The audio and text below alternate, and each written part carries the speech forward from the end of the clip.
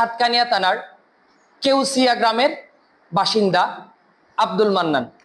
সাতকানিয়া মৌজার চট্টগ্রাম কক্সবাজার মহাসড়কের পূর্ব পার্শ্বে বাঁশের দোকান সংলগ্ন কিফায়াত টাওয়ারের 2 শতক জমিতে আমার বৈধ সত্ত্ব এবং স্বার্থ বিদ্যমান।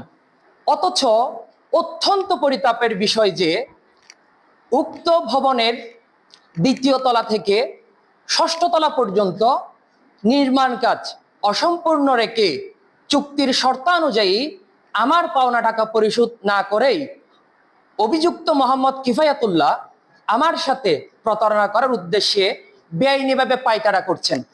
তিনি উক্ত বিরোধভুক্ত সম্পত্তির জমি ও ভবন আমার অধিকার ক্ষুণ্ণ করে কোনো তৃতীয় পক্ষকে বিক্রি, দান, বন্ধক দেওয়ার চক্রান্ত চালাচ্ছেন এবং বিভিন্ন সময় তিনি ব্যাংক থেকে বন্ধকি ঋণ গ্রহণ করার পায়তারা করছেন।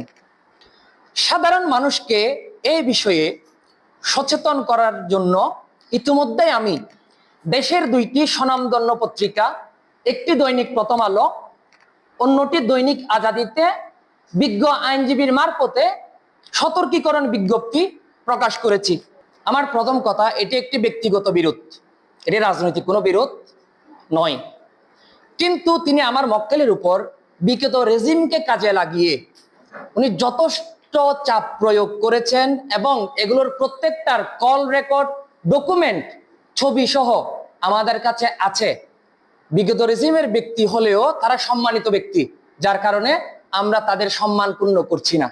আমরা স্থানীয় রাজনৈতিক দলগুলোকে অনুরোধ করব, যে ব্যক্তি বিগত রেজিমকে কাজে লাগিয়ে আরেকজনের ক্ষতি করতে চেয়েছে, আপনারা তাকে আশ্রয় দিবেন না।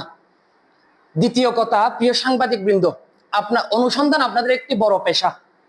আপনারা খোঁজ নিয়ে দেখবেন সে তার বাড়ির আশেপাশে তার ভাই থেকে শুরু করে বসত ভিটা থেকে শুরু করে এমন কোন জায়গা রাখে নাই যেটা বন্ধক দিয়ে সে লোন গ্রহণ করেনি।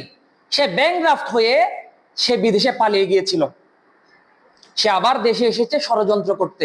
সুতরাং আপনারা এই অনুসন্ধানটি করে জাতিকে তার প্রতারণা থেকে বাঁচার জন্য সহযোগিতা করবেন। তৃতীয়ত, সে এমন একটি ফৌজদারি অপরাধ করেছে, সে একটি বিবাহ বলবৎ থাকা অবস্থায় আরেকজন নারীকে সে তালাকবিহীন ভাবে বিয়ে করে সে বাংলাদেশ দণ্ডবিধি 1860-এর 494 ধারা এবং 97 ধারা অপরাধ করেছে। যে কোনো সময় মামলা হলে এই মামলায় সে গ্রেপ্তার হতে এবং শাস্তি পেতে বাধ্য, কারণ এটা প্রমাণ সাপেক্ষ বিষয়।